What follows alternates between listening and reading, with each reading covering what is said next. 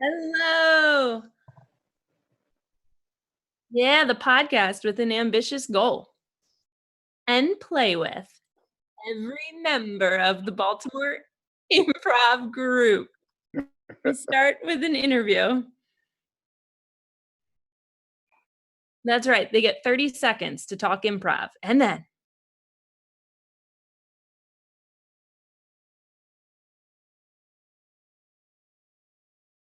then we all leave a little wiser and a little more wonderful.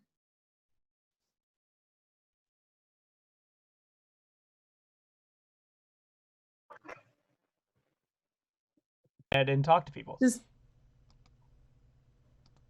Hold on. I do. It's just part of the charm of being online and I think my mic is figuring it now out. working. So we have. Oh, good. Yeah, I had no idea what I was going to say. Yeah, so to start kicking off the introductions of our lovely group tonight, we have, I'm looking at the live stream so I can see who's next to me. With, if you get points if you guess where his background is from. It's Jeff Taylor. Hello. Jeff. You were on set of something that happened 5 to 10 years ago. Yes. Although the last season they jumped forward to like 2017. I know, which was in the future. Yeah, just so they didn't have to deal with, because like Leslie and her husband, what's Adam Scott's character or whatever, they had triplets, Ben. and they were like Ben, and they didn't want to like go through like, oh, we have babies and all. They're just like, no, they're 3 years old, we're moving on. If you Right, don't want that's the such a- show such to like be a- spoiled, don't listen to the last 30 seconds of the podcast. Right, rewind, and such an improv move on Amy Poehler's part to be like, let's just cut to Yeah. 17. Yeah. Yes. Well, let's cut to just above Jeff on the stream. Eileen, is it? I always want to say it's Heidi, right? We've had you on the show, and I still don't know. Is it Hetty? It's Hetty. Okay. Go with your gut, Danny. I should have. Yeah. Eileen, is your background curated for Zoom because you were a teacher? Have you chosen this background? No, this is my normal shelves, I guess, but this is where I have my office to teach. Gotcha. It looks very scholastic. Thanks. Yeah. No, I meant that as a compliment. I mean, I have been like doing a lot of organization, so. It looks good. Yeah, I like it. I like it a lot. You want to learn? Okay, cool. I'm glad. Yes. I'll teach you something later. Please, I would value that. Right in the middle and right below me is Hank, recently named the new director of development at the Baltimore Improv Group. Also, Send a great nice email today. Send a great email today. I hope everyone very read it. comprehensive email. Yes. Very easy time to be taking over such a job. Really walked into a breeze there, Hank. So I imagine things are just smooth sailing for you. Oh yeah, absolutely. I mean, it's just so easy to just meet with people, develop relationships. I do a lot of whining and dining with potential customers. And I mean, there's no pressure at all. I mean, it's not like anything that I do can affect whether or not the theater stays open. So sent the email today. Fill out the survey that I sent out because we need to sell some corporate workshops. Great. Can do. Carrie. Yeah. Do you want me to moving up? Moving. I'm looking at this, thinking of the Brady Bunch. Moving up and over to the right of Danny, we have Valerie. Hello. I'm yelling. Hi. First time on the podcast, so we're super excited about that. Yeah. Getting big with a virgin here. Ooh. Welcome. Valerie, you have pointed towards the camera. I don't know if this is purposeful or not, but it's just begging to be asked about. There's like a little picture. It looks like that might be a framed poem of some sort on your end table there. Now, you bring it closer, it is just a pineapple. Oh man. Wow. The ultimate improv input usually from the pineapple. I do like this though, because I think we learn a lot about people from their backgrounds. We talked before the podcast started about Allison Gross next to me about her bunk bed in the past, which led to a large discussion of summer camps and such. But Allison, I'll go let you explain why you have a bunk bed. Because we talked about the strange thing of adults having bunk beds. So Allison, what's your story here? I am currently staying with my parents at their vacation house. So there are bunk beds, but I don't normally sleep in bunk beds when I'm in my own apartment. Got it. Well, Yeah, I'm sure someone does. I'm sure someone. Yeah, I mean, and good for them, but I need a little bit more room in my bed. It's fair. That's fair. Some would argue that you have more room by having a whole separate bed, but I suppose this is a conversation to investigate elsewhere, because I'd love to introduce our esteemed guest for tonight, Jenny Kessler Klump, with a very aspirational background. This is a virtual background, Jenny, but you said this before we came on. You said this was one of your favorite bars in some city? In Cincinnati. Gotcha. It's interesting to me that you chose, it's interesting to me that you wanted to be transported there, but you chose a picture of it that is empty. So you're not like going so far out of reality that, but you Thank are, you. you're like meeting it halfway, which I like. Listen, I just wanted to make sure that I could be heard well, that I wasn't going to be distracted. And unfortunately, the bar closed a couple of years ago. So even if we weren't under quarantine, it would still be me kind of like sneaking in. But no, this is one of my very favorite bars. I lived in Cincinnati for the better part of a decade. And this was the neighborhood living room, had lots of really meaningful moments there. And so, if I can pick anywhere in the world that I want to be on the internet, I might as well be here. I love that. I think putting white lights on any kind of ceiling or whatever, like it just like elevates everything so fast. Like I'm looking at that like, wow, everyone should get married there. Yes. But there's like picnic tables, so I don't know. But yeah. String lights and monogamy go hand in hand. Yeah, Pretty there's some much. right outside my apartment building, and every time I walk by them, I'm like, oh. And it's like there could be trash blowing by me, but I feel transported. Yep. Well, I did have my bachelorette party started here. Our after party for our wedding was here. And I wouldn't be surprised. Why not get married in a bar, right? Why not? Jenny, Yeah. There's a lot to unpack there. I want to, but we are getting a little ahead of ourselves. We're going to take a step back. We're going to find out how you got into improv, and then we're going to talk more about Cincinnati, your affinity for this bar, bachelorette parties. There's a lot for us to talk about here. But I'm going to put my phone up here. You're going to see either a clock or a reflection of Allison. And you have 30 seconds to tell us how you got into improv. Your time starts now. So I did drama in high school, didn't know that improv was really a thing, loved the Who's Line, moved to Baltimore 5 years ago. Finally, 2 years ago, took my very first intro class with Tavish, and for my 30th birthday, I took 101. And so a year and a half later, several classes and a Herald team. Here I am. That was perfect. That was 29 seconds. Really well done. Right on time. Excellent. Good job. Jenny, we always ask this question when we find out that people did drama in high school. What were some of your credits? What were some of the parts that you played? Some of your favorite parts? Well,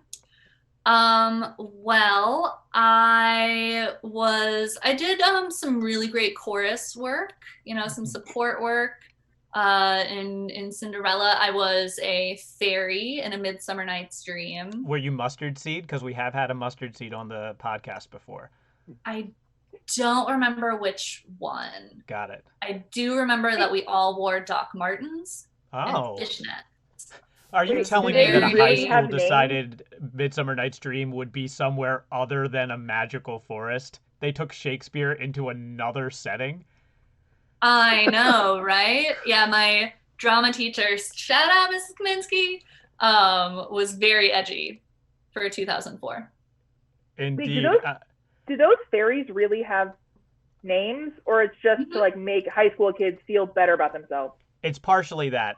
Usually there are like 60 fairies in a high school production where Shakespeare only wrote 4 or so. But if I'm remembering correctly, it's Mustard Seed, Cobweb. Those are the 2 that I know definitely are named, and I think there are a couple others. Yeah, I think there are 3, and I think I might have been Cobweb. I definitely had a speaking role. Cobweb's fun. Cobweb gets to be a little sassy, yeah. Yeah. I did Mrs. Chase in Harvey. Oh, great. I was the doctor in that. Dr. What's his face? I don't remember his name.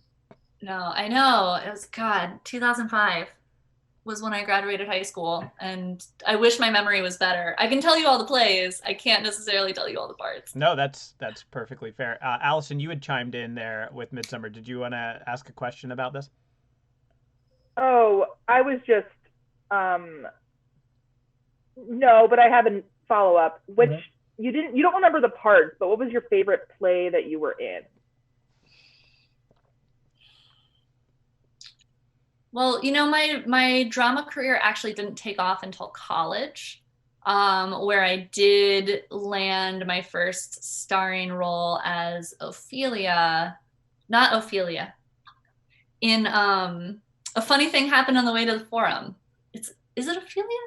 No. I don't remember that. I don't remember. I'll look it up during the break and get back to us. But it was my first starring role.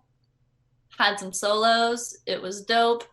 I really did enjoy Midsummer Night's Dream, though. It was really fun. We also did a Shakespeare review at the end of each semester with the Shakespeare classes. And so we did a bunch of scenes from like Shakespeare Abridged, which was always delightful.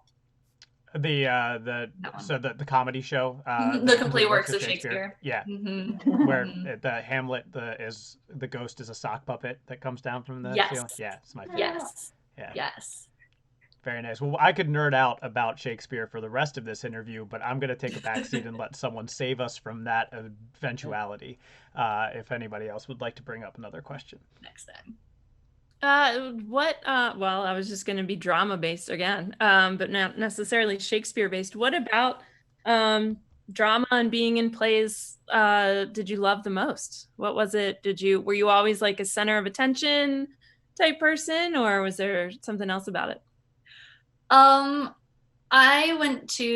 grew up in a really small town. And so moving to Cincinnati and Baltimore, this whole thing about high schools where you have to like apply, people wait in lines, they like fight over how to get into the best high school. Like we had one high school, we had 4 elementary schools. Like you didn't choose, you just went. And so because it was so small, I was able to be involved in a ton of stuff. And so I was. And show choir and drama really kind of were hand in hand. And that crew of insanely goofy, nerdy kids were my family, right? We were all nerds. We were goody two shoes. We didn't, go drink and party. We went to the next town Steak and Shake or the diner, at 2 a.m. and did maple syrup chugging contests in the Walmart parking lot. Pretty innocent things. But believe it or not, that sense of community is with performing is something I haven't really had since until Big, right? And I think there's something really special about people who aren't afraid to be silly and who support each other in the way that actors and improvisers do. So that's been a really cool side effect that's turned into probably the best thing about improv for me. Yeah. Jenny, I want to echo that. I mentioned before we started the interview, but you were the person I named that I wanted to learn more about on this podcast. And it was because I saw you perform in a showcase, and I think it was one of Nate's classes. So I don't know if it was your 101 or I don't remember what it was, but I remember seeing you perform, and like the thing you just said about like maple syrup chugging and stuff like that is like my memory of my nerdy high school friends. But what you said about Big too is I remember describing people when I found Big in 2017.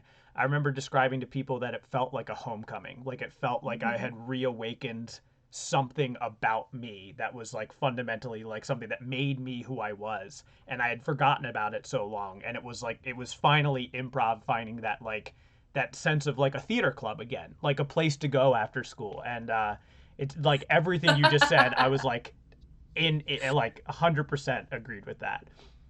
Yeah. I mean, because that was the jam, right? Like there was a gas station across the street. So you get like the 85-ounce Polar Pop, a vanilla Coke for 40 cents, come back. You're not on stage, you're doing homework or you're dicking around. And I have a lot of energy, and I've got some teammates of my Herald team here, and they can attest to that. So if I'm at like a 9 now, I'm probably like a 7 most days. Sometimes I get up 9 and 10. I was at like a 15 was my baseline in high school. I was just all that vanilla Coke. with it, without it, I mean, I just had a ton of energy and was all over the place. I put my foot in my mouth a lot. It's gotten a little bit better. But you're totally right. Like having that place to hang out, having the people who get it, is so special. And I've been in Baltimore for 6 years, and it took improv to find that crew. I've been searching. So what brought you? So you said you grew up in a small town. You went to Cincinnati, and then you went to Baltimore. What brought you to each of those cities? So I was convinced I wanted to study musical theater at Ball State and be a show choir teacher, just like my show choir teacher. And my mother informed me that she would not pay for any college if I studied musical theater, because there were no jobs, and that was a dead end. So I thought about what I like to do, and what I really liked doing in 2004 was playing The Sims. And I didn't actually like play with the characters. I would spend weeks and weeks and weeks building the houses. And that was like the beginning of the internet, where you could like download all sorts of cool things for the houses, and probably lots of viruses. So I was like, yeah, that sounds cool. I'll do interior design. Visited a couple of colleges in Indiana, and they were like, you should go to Cincinnati. Best program in the country.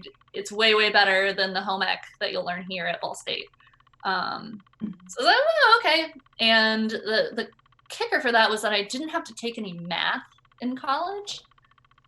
Jenny, I knew, right? Like, I knew you and I, like, so much of what you're saying is exactly my experience. I took logic in college just so I didn't have to take another math class. Yeah. Oh no, there were no graduation requirements that involved math in any way, which was a huge secondary thing. But yeah, UC's program was the number one. I imagine math does have like measurements. You have to know how big things are, right? Yeah. We're small. So we have interns for. And we did a lot of, design work, and the programs would measure things out for you. But no math. Didn't do a lot of design school is really, really intense. So, I got like one weekend day of hanging out, either Friday or Saturday, and then the rest of the time you spend in school. So what makes it so intense? What like, is it just like a lot of practicums that you have to go out and do, like a lot of inexperienced work, or what is it that is so intense about the school? So the intense thing about design school is that there's not really ever an end with designing. Like with math and science papers, like you've got a 5-page paper, there's always an answer generally, right? And I know like high math, whatever. For the most part, like you do your work and you're done. With the design, there's always something more you can do. There's always more. There's not ever really a stopping point. And so every semester you get assigned a project, and you work for 10 weeks on that project. And then at the end, you get people who've never seen the work before, who are huge, pretentious assholes, come in and critique you like a reality show. And they'll always say things like, well, why didn't you blah, blah, blah, blah, blah, thing you never thought about, even though you stayed up for 3 weeks in a row finishing this project? So it took me 5 years before I could get through a critique without crying. Good me. Which is another thing I love about improv, right? Notes are so nice. They're so nice compared to design critiques where they like intentionally try and make you cry. Well, I'm sure most people didn't make it 5 years. That sounds awful. Like most people, or a lot of people I imagine, would start to get into that and be like, I'm out. This is awful. Like I can't stand up here and take this anymore. Well, the way that you got accepted was through test scores. So imagine 40 straight A, valedictorian, gold star, I'm the best person in my high school, all coming together to be in the same class. So it was it was intense. There was a lot of competition. At the same time, there were, really great friendships, and not everybody had the egos and stuff, but you always wanted to try and do your best. And sometimes that meant getting 2 hours of sleep in a week. Not healthy. Wouldn't recommend it. So that was Cincinnati, yeah? That was Cincinnati. And you said you were there for almost a decade? Yeah, so halfway through my experience, I got distracted by social media. Surprise, right? Facebook started when I started college, and then Twitter happened, and I got a Twitter, and I was in college, so I could just dick around all day and get in fights with people on the internet, and it was great. And I started blogging around the same time. And in Cincinnati, there was like, oh my God, I can't believe I'm saying this out loud. There was like a crew of bloggers, probably like 10 people who shut up, who blogged. And they'd be like food blogs or like lifestyle blogs. And I wrote for an urban issues website. So basically, we were like the pre-influencers, pretty much. People would pay us to go to the restaurants or come see a show, and then we'd write about it. What was your blog like? Oh my God. So my very first blog was about being like a green college student. I did a furniture class where I created trash cans, like bins, receptacles out of plastic bags. So I melted like 300 plastic bags together over a mold to make this trash can. And my professor was like, that was so cool. You should sell it. You should blog about it. But then that got me connected into this group of people who, again, we just like talk all day long on Twitter because they had boring office jobs and I was in college, and then go hang out and do things at night, which was great. And then I started writing for this news site, which really opened doors, and I got to experience a lot of cool things, and ended up really falling in love with the downtown area of Cincinnati, which was undergoing a lot of things. It was there's a lot of neighborhoods in Baltimore that are very similar, of like, oh, you're gonna get shot, oh, it's so scary, brr, brr, brr, don't go downtown. When it's not, it's just empty, it's just been neglected. And so I became kind of a champion for that neighborhood and really worked hard to promote it. And it became a big part of my identity. But the reason I came to Baltimore was because I fell in love. Lots of people move to Baltimore for love, is what we've learned from this podcast. Yeah, it's a big theme, which we'll take them. We'll take them with open arms. Yeah, well, I didn't choose the city. I chose the person. My husband, Keith, lived across the street from me in this neighborhood. And so I graduated in 2010.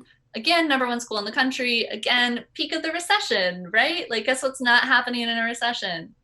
Interior design and construction. So, haha, mom, joke's on you. But because I was doing writing and social media and doing design, I was like, I'm not going home. So I got a $400 a month apartment with no heating, and it was all broken down. And I did anything. I wrote, I did social media, I did graphic design. And I commissioned a kickball league because that was a totally great way to make money. It was not, wouldn't recommend it, or at least charge more than I did. I think I made like $500 over 8 weeks or something. But everybody from the neighborhood came, and there were probably like 120 people. The premise was like, don't be a dick, because there's, like the adult leagues of sports are terrible. And everybody's just an asshole, right? And it's like, this isn't high school. Like, why are you arguing over kickball? So this was very, like, you would get kicked out if you were an asshole. We also let kids in the neighborhood play with us. So my husband he was on one of those teams. So he knew who I was, but I didn't know who he was. But we both had apartments that looked over the same little street, and we both had fire escapes. So he would be out on his fire escape. I would be out on, yep. Were there hanging lights on either of these fire escapes? Yeah, and then you light, and then you connect the lights, and then Right? forever. But it was very like I'd be out or he'd be out and be like, hey, what are you doing? You want to like come over and have a drink, or you want to go blah blah blah. So, and then we started dating, and I don't know, maybe 6 weeks after, he ended up getting this really, really good job in Baltimore. You know, like triple the salary, actual benefits. He was like, oh, I gotta take it. And I decided that Baltimore with him was better than Cincinnati without him. 6 weeks. Wow, that's quick. We dated long distance for 7 months, so Okay. you know, we had time to kind of figure things out and do logistics. But yeah, I mean, it was hard. I had a really strong connected network of people from doing the blogging and, you know, just being in a little neighborhood. So leaving that was definitely challenging. And, you know, I kind of bounced around in Baltimore trying, you know, different things, the kickball or whatever. We've lived in some different neighborhoods, but Big has been sort of that linchpin of community. You, And are you, so go ahead, Carrie. You're obviously value community, and it sounds like good at bringing people together with or at least, good at bringing people together, and also, you know, getting involved yourself, and then like continuing the camaraderie. Is there anything? Obviously, you're involved in Big. Is there anything else that you like project-wise, or anything on your mind that you'd love to do one day, community-wise? Because it sounds like that's a strength, right, of you being able to see those opportunities and then also encouraging people to get involved. Yeah. So I teach kids fitness. I'm a certified yoga instructor, and then there's another like fitness dance movement program that I do. And it's been really hard, right? Like the quarantine has been hard because we haven't been able to have those classes, and there's almost so much going on and so many options that are already there that I feel like I could add another thing, but also, you know, why add another choice into the mix, right? There's already a lot going on. But I love it. I'd love to, I really want to actually get certified next in teaching improv for kids, because I love working with them. It's a really big passion of mine. Keith and I moved to Harwood in 2016, which is a tiny little neighborhood in the city, south of Waverly, like where the Waverly Farmers Market is. If you're familiar with that, it's like 3 blocks south, and it's really diverse, and it's being rehabbed, but the rehabs are affordable. So the people who are moving in are younger folks, they're middle class people. It's not like rich assholes who don't talk to anybody. So our neighborhood and our community is really fantastic. The neighbors on our block, I have a bunch of kids I babysit. Keith fixes bikes in our backyard. We started a community garden. He started a community garden. And so there's a lot of opportunities to connect with people. I think we're going to try and hold a big block party when all of this is over. So Jenny, where do you think that comes from, that community building? Is that from your kind of small town background? Is this something that you've always been interested in, or was that kind of sparked from the finding this community of bloggers on social media and that sort of thing? I definitely think being in a small town had something to do with it. I've had a lot of different experiences in my life which informed my passions, and I'm also really passionate about urbanism. Part of that is because the town that I grew up in is super walkable. We lived in town. You could ride your bike everywhere. It was safe to walk. It was safe to, you know, ride your bike to your friend's house 3 blocks away, that sort of thing. And so I really valued that opportunity to grow up with that kind of freedom. And then the same thing sort of happened in downtown Cincinnati. And finding the people who drive with you on that common goal is just, I don't know, it's so rewarding and it's so exciting. I got my first taste of community organizing in Cincinnati around a transportation project. So the Cincinnati streetcar, because for some reason people don't like public transportation. I don't know. But I worked on that project with some really cool people for several years. And, you know, you learn to stick up for what's important, and you learn to not be afraid of talking to people, not be afraid of reaching out. And I love it. I dig it. Did that answer your question? No, it does. It absolutely does. Jenny, this was a delight to have you on. Yeah. I love, I don't know. I just I think that what's so cool about this, Carrie and I have been doing this podcast for a little over a year, is just what that Big just brings really interesting and passionate and caring people to it. So this was such a delight to learn more about you. And inspiring in that not just the community aspect, but people are stuck at home right now, and you can meet a wonderful person from your balcony on another balcony. Let's not forget that. Yeah, it's true. That was important to Carrie. It's true. It's a good, it's a nice romantic story. Let's not forget that, things can happen. Yeah. Love it. I love it. Jenny, who do you want to learn more about in this big, inspiring community? Well, Biz Ben does so many cool things, and I've been involved. I've been doing Critter Time with her, which is improv where we interview a animal of some sort and do improv based on the animal. And it's been so fun. We were scheduled to do some shows before all of this happened at hospitals and with kids. Oh, that's great. So yeah, we need to learn more about Biz. I completely agree. We're friends on Facebook, and I've been liking her posts through all of this, or inspirational posts through all of this. Great answer. We're going to take a break. Here's the secret sauce. We're not actually going to take a break for the audio listeners, though. We will be taking a break. I say audio listeners. I haven't posted a new episode of this on the podcast since we started doing this. I should probably do that soon. But anyway, let's just take a break. So just quiet for the audio for just a second. Just take a nice little pose.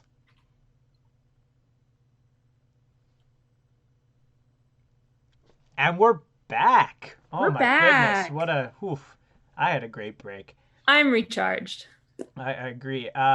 So we're going to just quickly check in with our improviser pals, and then we'll get into the improv.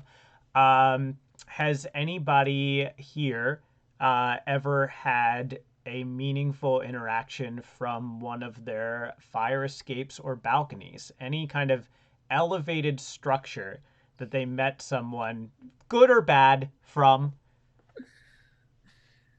I'm gonna be honest, I didn't know that fire escapes were a real thing for a long time. I thought it was a thing in a movie device, where kids go hang out on their fire escapes to be cool. Gotcha. So no. So my answer is no. But it's nice to know that it was late in life that you learned about fire escapes. Now, Allison, I'll take this as an example. You are in a situation, we've brought it up already, of an elevated bed on top of another bed. Have you ever had a meaningful interaction in a bunk bed scenario? I have. I was a summer camp counselor, and our beds were these unsafe things, and I was on the top bunk, and the person below me, who I didn't know well, but we were bonding, would kick, and it would make it like a roller coaster. That's so meaningful. It is. It's really meaningful. Yeah. Hank, I believe you had an elevated experience as well. I did. So I went to Vegas for my bachelor party. I know, so original. And we had a suite, and it had this wraparound balcony, and we could go out there, and it was close enough to the hotel next to us that we could actually jump on the roof of the hotel next to us. So at like 5 a.m, we were jumping over to the roof next to us. And then there were these people from Australia above us.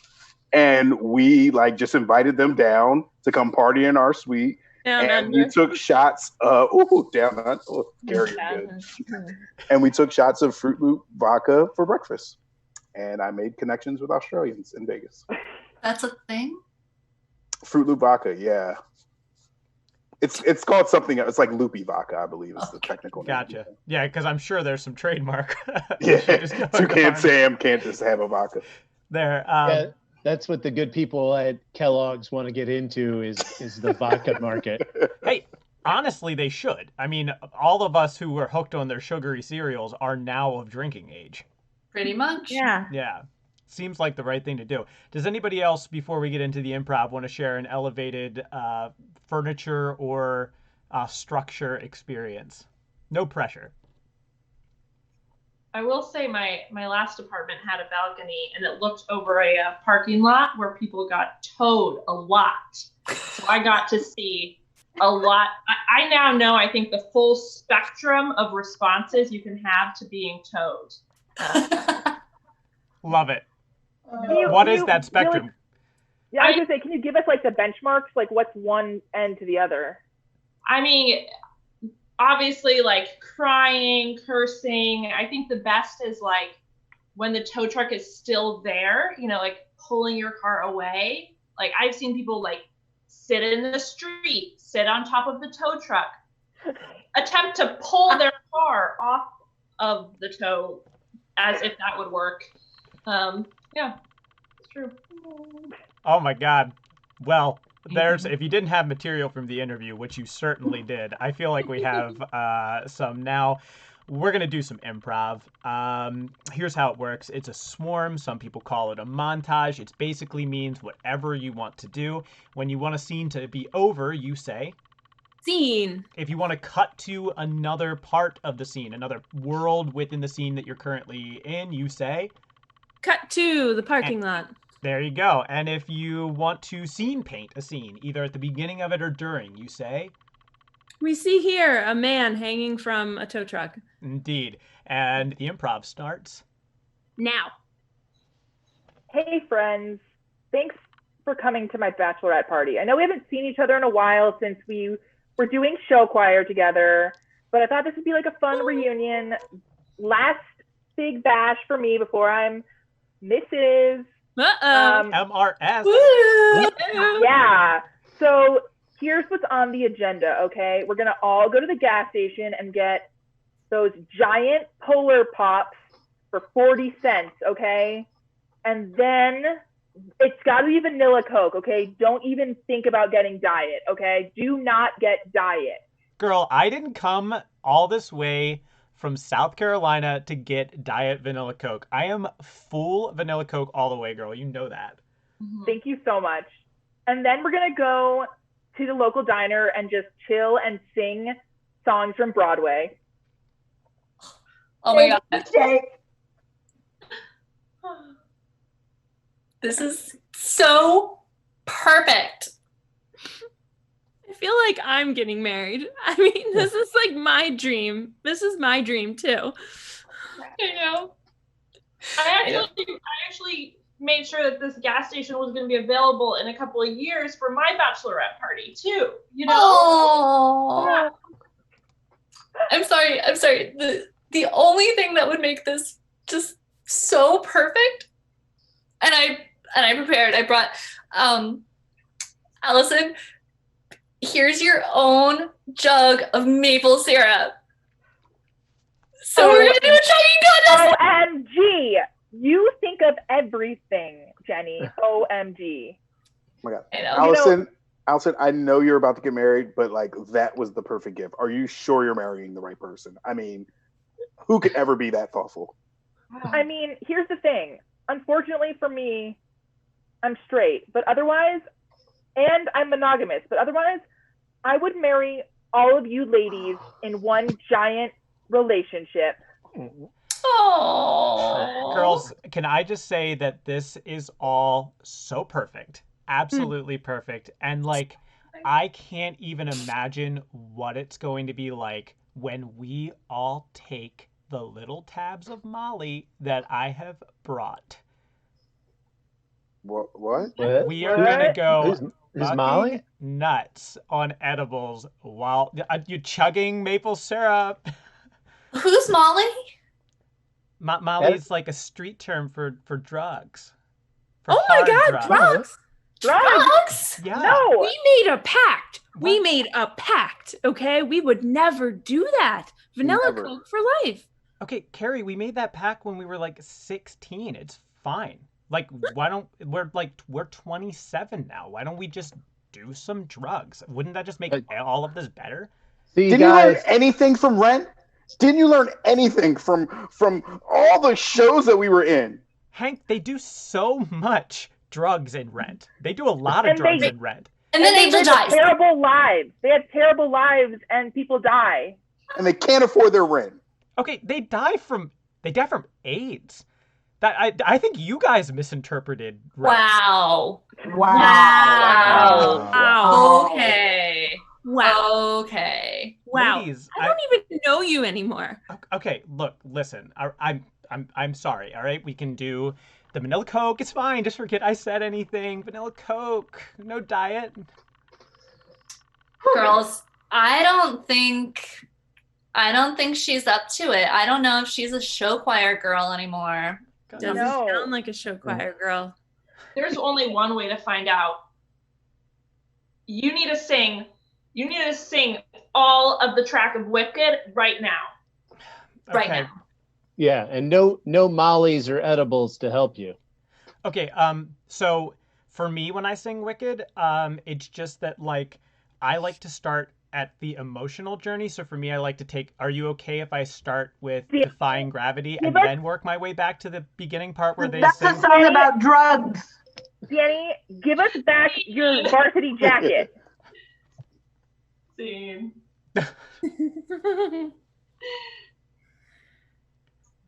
Jenny, I really need help with this assignment. I'm only a week into my internship at this architecture firm, and I am being told that I have to turn a house that has a slide somehow inside of it, and it has to fit like horses, and there's just and there has to be 6 bathrooms, and I'm in charge of making this all mathematically work. Okay, all right, Val. Let's just take a deep breath.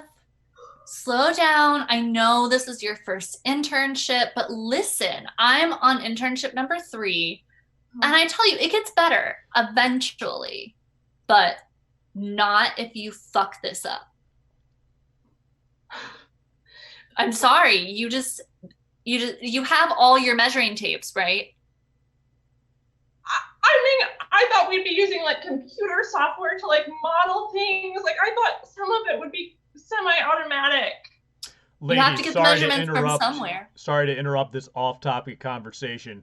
I've just dropped off the abacuses in the corner. I certainly hope that you can design this foyer with just abacuses and primitive items. Thank you. Yeah, no problem. so Welcome to great. the internship. Fuck you. What a great boss. Am I right? Valerie, this is your subconscious talking right now. One sec, Jenny. Aren't you fucking pissed that you didn't learn math right about now? You should be ashamed of yourself. Cut to That's all I the have two to guys at a performance review. Allison, I just want to say that you're doing a great job of I know it's a tough job being in the vents and pretending to be people's subconscious, but goddamn, out of this world. So good. You're the best hire I've made all year. It's a lot. I really, you found me at the haunted house, and it feels like a very similar vein to that. So I'm having a blast. Great to hear. Fuck you. Fuck you back. Cut back. Jenny, I have to admit, I know I said that I had a math minor, but I actually have only taken like logical reasoning. so far. Oh, it's gonna be fine. Look, we've got the abacuses, we've got the yardstick. I even brought my trusty T-square. But this is how it works. Architecture means you have to measure everything out by hand first. Cut to How do you think 10 we're going to weeks. design these computer models? Cut to 10 weeks later with Valerie's performance review. So at the end of it, we decided that a birdhouse model was the best way to start this this project because it fit within the size of a ruler, which we had access to. I'm sorry. I just wanted to point out one thing. So this birdhouse, you know, you really could have just exploded this concept. Did you even think about maybe making tiny little birds for your model? Jenny, I think it's ridiculous a third-year intern gets to do the performance review of a first-year intern, and you were there the whole time. This week in Shakespeare in Space. Our hero, Lieutenant Commander Danny Hughes, laments the death of his father. Meanwhile, his uncle Hank has been promoted to captain. And the whole time, his mother Carrie is plotting against him. What a piece of work is man in space. Thou art jealous that thou hast ascended to the throne of Space Commander. Commander Hank was a man of few words. Be careful getting comfortable in thine thrones, young gentleman. Lady Hark. Carrie foreshadows possible wrongdoings. Forsooth! But I came out from behind the laser curtain, and I'm going to stab you, Captain Daddy. I would welcome it at this point. I'm blasé, and to be or not to be in space. Mighteth my plan need work, but I shall watch this play out from my seat in the non-gravity station. Ooh, I'm Hark. a space ghost. Scene. That was a mess. I loved it. Hey, whoa, super crazy that our building is on fire right now. I never thought I would have to use this, but here we are. Wow. Nuts. I mean, Never thought it would happen. that's what I'm saying, Eileen. It's crazy. I mean, I'm worried about my animals inside. But like honestly, they said go out on the fire escape, and I was like, are they asking me to jump out the window? What are they talking about? What's a fire escape? And I looked out here. Damned if there isn't a structure out here outside of I thought this was a plot device, but here we are. I know. Thank God. I guess. Thank God. I mean, here we are. We're just on the fire escape. I'm not sure what happens next, right? Carrie, Yeah, I mean, how does this thing work? I mean, I guess there's some sort of escape. It looks like there's some ladders on their way down. I guess we could navigate the. Carrie, are you putting up a string of lights? I mean, are the buildings on fire?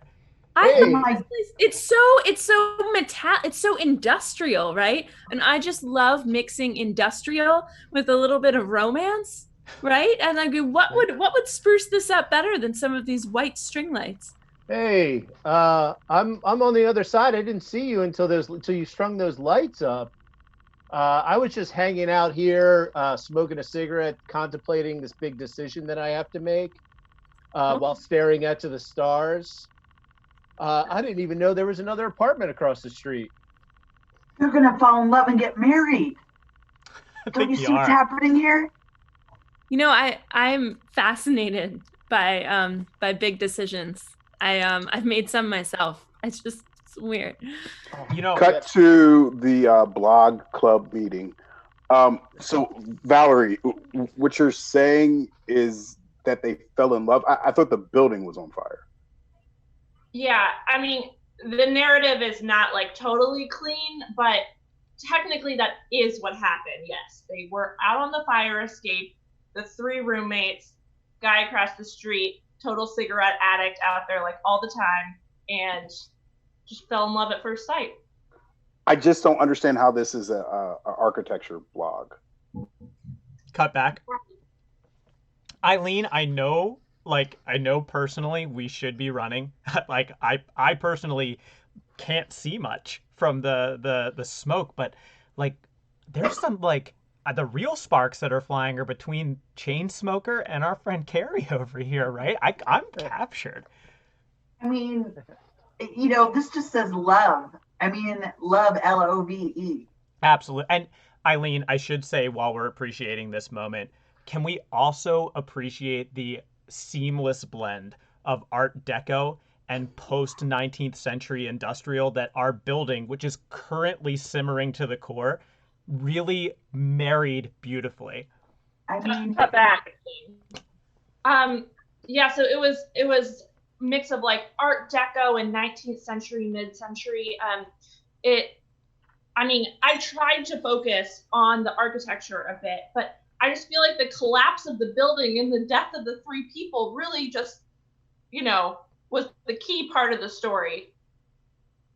Yeah, I would say that is the key part of the story, Valerie. I mean, you including these pictures, while I can use my imagination to see the Art Deco, it's hard for me not to focus on the burning bodies. Right. Back. So, something's come up, and I may have to move to Baltimore. Are you okay with row houses and like early industrial revolutionary, like era architecture? Oh my god, I'm getting hot just thinking about it, to be honest. It is hot out here. I don't Oi from down there! Hey, you fucking Americans! Use the fucking fire escape! Jesus Christ! Crikey! Scene. Hey, Jenny, could you mind coming into the principal's office for a second? Yeah, sure. What's up? Yeah, when we hired you to be the gym teacher, we thought that you would provide gym classes for the kids. I understand teachers' pay is low, but they told me that you've created this new murder ball league and you're the commissioner.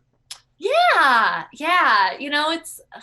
It's still kind of being workshopped, but I think it's got legs. The kids that are still here love it.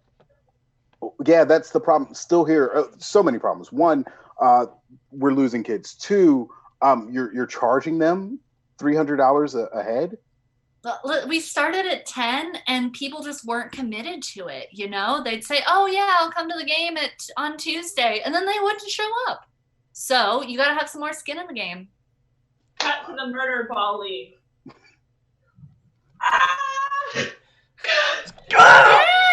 All right, Valerie, that was so great. Keep throwing those. Prize money if I have to kill for it. All right, listen. We don't have to be assholes here, okay? This is just for fun. All of the murderers are just chill. We'll drink beers. We'll go to the bar afterwards. Back to the principal's office. Hey, Jenny, so we don't quite have a liquor license here as a school. This is an elementary school. Hey, Principal Hank. Principal Hank, this might sound like it's coming from the vents, but this is your conscience. I don't think you did a good thing when you hired this one. I think you made some mistakes. Excuse me, Jenny. Hey, Principal Hank. Danny, what are you doing here? Oh, fuck. See? All right, that is going to be our improv for the night. We're at time. Guys, that was so much fun. Yeah. Ridiculous. I loved it all. Eileen, you did promise to teach us something as we wrap up here, so we are going to move into plugs here in just a second. But I'll let you think about that as we come around. But we are expecting a lesson of some kind. If you have anything going on during quarantine and you want to plug it at this time, tell us what to check out, what we can do. Feel free to do so at this time. Well, 4 of us here are on the Herald Team 9 forever, and we perform every other Tuesday on the Zoom right here on this channel. So you can tune in next week and check our set out. And I'm on the Herald Team Important Screws, and you can check us out on the exact same information that Jenny just gave you. Yay! And I am on the improv team David Bowie, and same. Danny and I are on Akimbo, and you can go scroll through the videos and catch what we did last Friday. And we might be back, with some things. Hopefully. Carrie and I are also you can see us weekly on Wednesdays. And not on the big channel, but on my personal YouTube channel, Carrie and I have been streaming with a group of improvisers. Just roll with it. It's a Dungeons and Dragons game where a bunch of improvisers learn to play Dungeons and Dragons and play it. So check us out on Monday nights. You can do that. And also a plug for Big at this time. I know that there's a fundraiser currently running right now for paying our part-time workers. So if you have not already donated, the link is going around on Facebook. I'm sure you can find it on our website as well. But our workers of our managing staff have all reduced their salaries during this time, but we are not able to pay our part-time workers. So this is the fundraiser specifically for that. All of the funds go for them. So if you have not contributed and you have the means to do so, please do so, so we can continue paying our teachers and coaches during this time. Yeah, and check out the next Improv Eyes workshop, which is only like $10. And I know Jenny took Kate's. I took Kate's on Saturday. I took Kate's. Yeah. Okay. Good. Eileen, most of us did. It was awesome. awesome. There was like 110, 111 people. Yeah. It was great, and they're doing another one soon. Yeah. So definitely do that. There are also other classes happening. So one really cool thing about this is that the world of improv is really expanding. This is just an improv plug in general. If you have Netflix, Middleditch and Schwartz just came out with 3 hour-long, long-form, 2-person mono scenes. I've watched the first 2. I've seen them live too. They're amazing. I would highly suggest checking that out. Yeah, I started watching the first one. It's pretty great. Yeah. All right, Eileen, what do you got for us? So the outer layer of the Earth is broken into a bunch of tectonic plates. This is an oceanic plate, and this is a continental plate. The oceanic plate, when it hits it, goes down and melts, forming a volcanic mountain chain on the overriding plate, such as the Andes Mountains or the Cascades in the Pacific Northwest. For our audio listeners, Eileen had 2 prepared, it looked like Play-Doh models of these tectonic plates that she showed us. Incredible. Absolutely I understand joyful. the world now, though. I get it. All right. All right. Well, this has been our show. Thank you. Thank you for taking your time getting Biggie with us today. Everything that you want to know about Big, like how to take our workshops, how to hire us for training or events, for corporate events, which is something that we are currently trying to ramp up, you can find at bigimprov.org. Yes, and don't swing by the theater right now. It's 1727 North Charles Street, unless you just want to walk by it and wave to it. Just catch us online, and then catch us next week when we get to know more real people who love making things up on stage. Bye. Bye. Bye.